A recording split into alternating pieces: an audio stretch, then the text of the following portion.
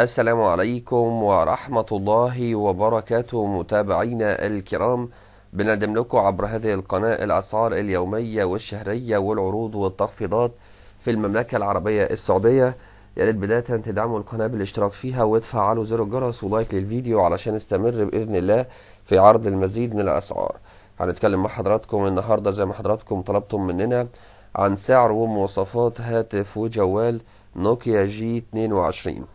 بالنسبة للشبكة 4G LTE HSBA و GSM مكون من شريحتين من نوع نانو SIM، وفي نسخة تانية مكونة من شريحة واحدة.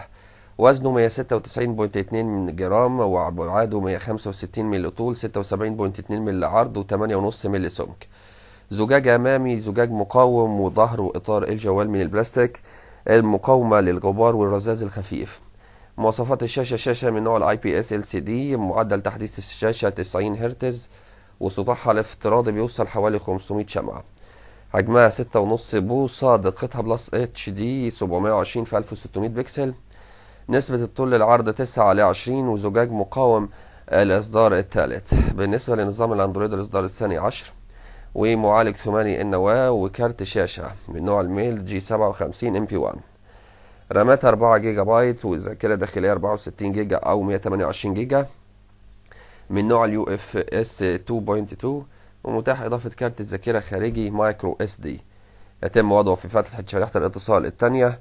وبالنسبة للكاميرات ثلاثية العدسة 50 ميجا بلس 2 بلس 2 ميجا بكسل، والكاميرا الأمامية 8 ميجا بكسل، خواصها إمكانية تصوير بانوراما و HDR وفلاش LED.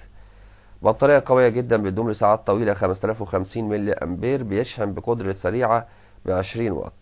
يحتوي على واي فاي، يحتوي على GPS NFC يوجد في بعض الأسواق، لا يحتوي على انفراريد. حساسات وبصمة إصبع في جانب الجوال، مقياس تسارع وتقارب وبوصلة. وبالنسبة لألوانه ما بين الأزرق والرمادي. ومحتويات الهاتف: يحتوي على هاتف وشاحن ودليل مستخدم سريع، وواقي حماية الشاشة، وكابل USB Type C، ومعلومات الأمان، ودبوس فتح حجرة شاشة الاتصال.